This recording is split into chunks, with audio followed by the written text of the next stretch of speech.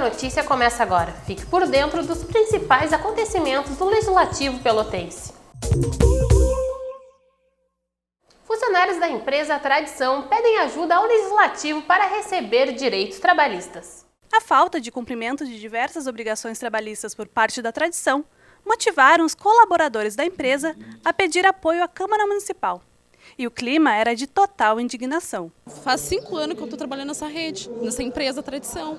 Há 3 anos para cá ela vinha assim, nessa complicação, com atraso, o salário não está sendo atualizado, não deve ser pago dia 5, vai ser pago lá dia 15, porque nós temos que ir para frente da SMED, a gente tem que ir para tem que ter o sindicato para nós poder receber. A gente espera que eles tomem providências, que eles paguem nós em dia, que a gente também, nós temos filho, e a gente tem que dar comida para os filhos, a gente tem conta, tem água e luz, a minha luz está até cortada porque eu não tenho dinheiro para pagar. Durante a reunião pública realizada no plenário, funcionárias foram ouvidas e os parlamentares questionaram a renovação do contrato pelo Executivo.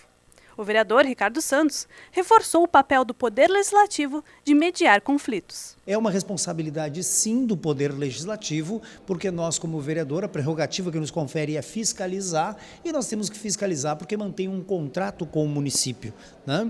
E essa empresa renovou o contrato com a SMED por mais 3 meses de prestação de serviço na limpeza das escolas. Para tentar resolver a questão, ficou acertada uma reunião entre as partes. Na terça-feira que vem, né, nós vamos chamar a SMED, chamar a empresa Tradição e os funcionários, né, os empregados dessa empresa que prestam serviço à rede, né, escolar no município, para que venham até a casa para nós esclarecer as dúvidas. E o Legislativo voltou a exigir posição do Executivo quanto ao pagamento dos funcionários.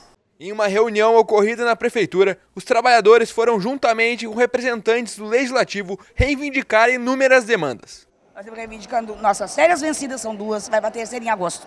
Nosso fundo de garantia é descontado e não é recebido. Lá depositado no caso, o INSS está atrasado, todos os meses o salário atrasa, uma falta de respeito com os funcionários, a gente sofre ameaças do Pula, que se nós temos que dar no setor, ou corta o ponto, SMED corta o nosso ponto e a gente serve de palhaço para todo mundo. É simples assim. O vereador Marcos Ferreira falou do encaminhamento que vai ser tomado pelo Legislativo. A reunião segue, né? A luta aqui em defesa dos trabalhadores que precisam receber seus salários, a empresa não paga, a prefeitura também não teve uma resposta definitiva.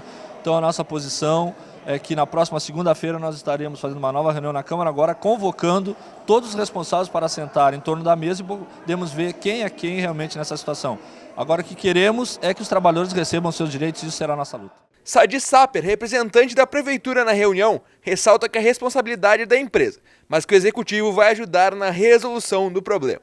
É muito evidente que o problema não é da Prefeitura, não é da SMED, é da empresa que não tem cumprido com partes do contrato e nós vamos então nos reunir na Câmara para tentar equacionar a situação e colocar em dia, no menor espaço possível, né, de tempo, a situação dos trabalhadores. Convocados pelo presidente Adhemar Ornel, atividades extraordinárias iniciaram na sexta e se estenderam até o domingo passado.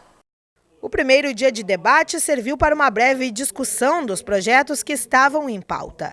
E em reunião com representantes de algumas categorias, foi decidido o adiamento das votações, para que o governo encaminhasse projetos relacionados aos interesses dos conselheiros tutelares, sindicato médico e servidores do SANEP, setores que pediram o apoio da Câmara.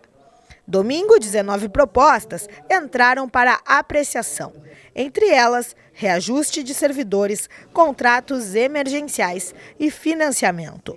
O debate foi marcado pelo clima tenso, devido à divergência de opiniões. Mesmo assim, após 10 horas de discussões, os parlamentares aprovaram 16 iniciativas. Foi positivo a discussão, foi positivo o dia. Foi meio cansativo, mas faz parte da vida. E nós conseguimos, apesar de grandes entraves, vai e volta, idas e vindas, a gente conseguiu então encaminhar e votar uma grande maioria dos processos. Apenas um ficou para outro dia. Então isso mostra a disposição dos senhores vereadores, a disposição do Legislativo em contribuir com a cidade. Duas propostas foram retiradas de pauta a pedido do Sindicato Médico do Rio Grande do Sul. A primeira diz respeito ao percentual de aumento para a categoria e a segunda é relativa à contratação emergencial de médicos. Segundo o diretor do CIMERS, Marcos Esquenato, a posição do sindicato é por conta da contradição do governo municipal quando o assunto é falta de recursos. Não resolve o problema da população, nós temos convicção que não resolve o problema da população. O que resolve o problema da população é o executivo sentar com a categoria médica e fazer um plano de carreira, cargos e vencimentos para médicos. Isso resolve a situação. Você veja bem, o executivo alega que não tem dinheiro para dar aumento para os estatutários, que recebem R$15 a hora. Ao mesmo tempo, o mesmo executivo manda um PL para a Câmara propondo contratação de médicos emergenciais a R$50 a hora. O presidente da Casa, vereador Ademar Ornel, lembrou que o Legislativo mais uma vez buscou cumprir o papel de mediador, agilizando todos os processos a fim de contemplar os interesses da população. Ouviu-se a comunidade, ouviu-se os médicos, ouviu-se os arquitetos, ouviu o SIMP, ouviu-se o CISAPEL, ouviu-se os conselheiros tutelares e a partir dessa censo médio, a Câmara se posicionou em relação a todos os processos que estavam em pauta. Ganhou-se, na verdade, a comunidade, com a aprovação dos projetos e com o projeto melhor possível. Talvez não fosse ser o ideal, mas caminhamos para que fosse o melhor possível. Viraram lei os seguintes projetos: reajuste dos salários e vencimentos dos servidores públicos municipais, reajuste dos salários e vencimentos dos servidores da Eterpel, reajuste dos salários, vencimentos e vale-alimentação dos servidores do SANEP, reajuste dos salários, vencimentos e vale-alimentação dos servidores da Previpel, alteração na gratificação por atividade perigosa para o quadro seletista de vigilantes do SANEP, pagamento de parcela completiva para os cargos de arquiteto, engenheiro e engenheiro de segurança do trabalho, criação de microrregiões para a atuação dos conselheiros tutelares, alteração de artigo da Lei Municipal 5.448 de 2008. Contrato administrativo para a função de merendeira.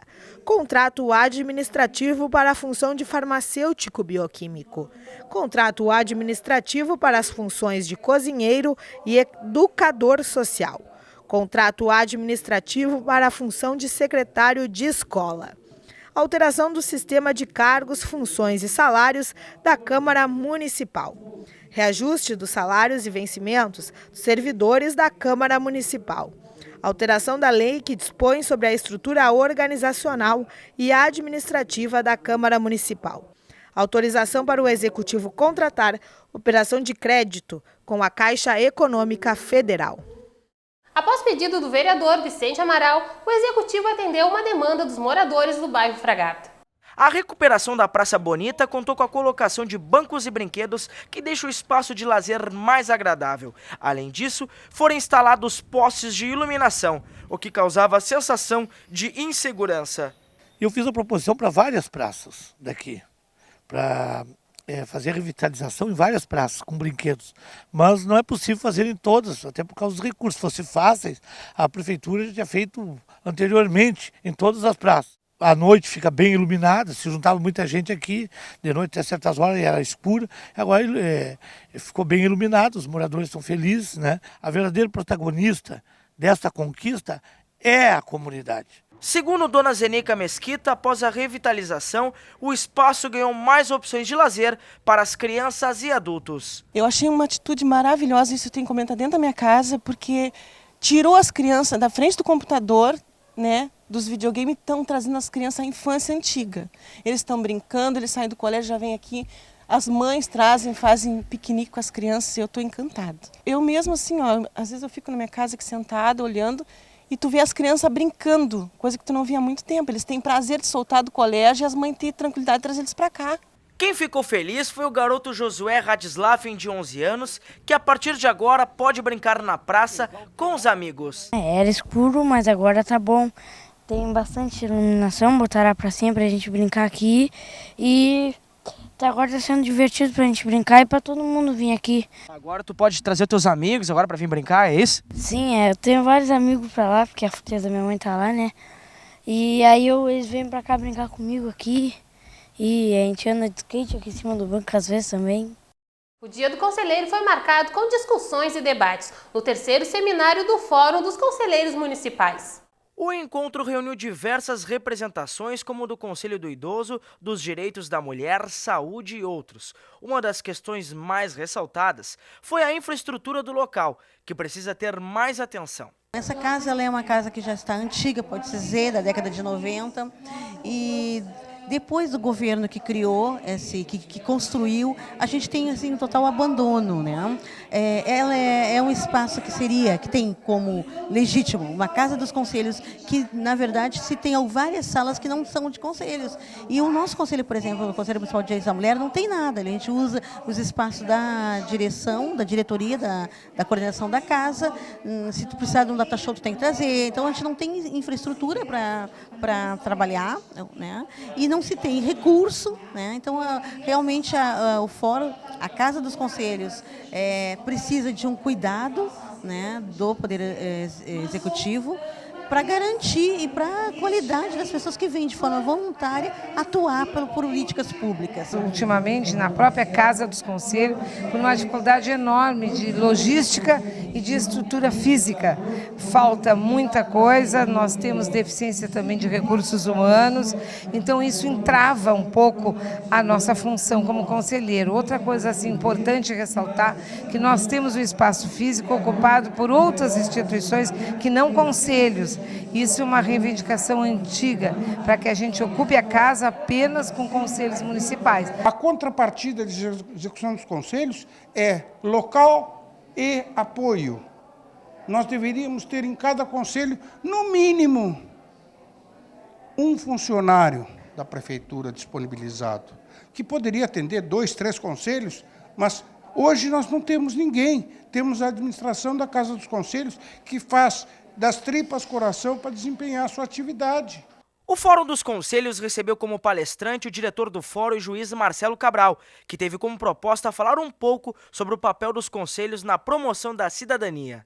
E o que eu disse sinteticamente no meu diálogo com os conselheiros é que o conselho é um espaço de participação popular e que os conselhos então devem fomentar o desenvolvimento dessa cultura para que as pessoas participem da vida da escola, participem das decisões da própria casa, do bairro, do condomínio. E disse também, e assim penso, que o conselho deve ser uma instituição autônoma. Os conselhos são legalmente formados metade pelo governo e metade pela população, pela cidadania.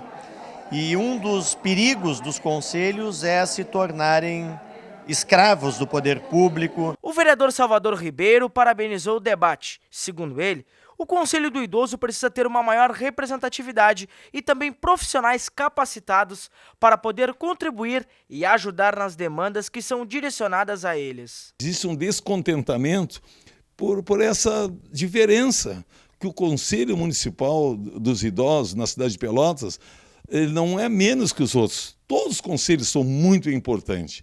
Então, um debate no dia de hoje, a gente teve vários palestrantes, foi muito importante tocar nesses pontos, esses focos, né, do dia a dia, da representatividade dos conselhos, porque, na verdade, o que fazer nos outros dias, quando uma pessoa, né, tem uma necessidade de pedir o recurso ao Conselho Municipal dos Idosos e não encontra, às vezes, diretamente a pessoa lá, porque não tem a disponibilidade de ter um plantão.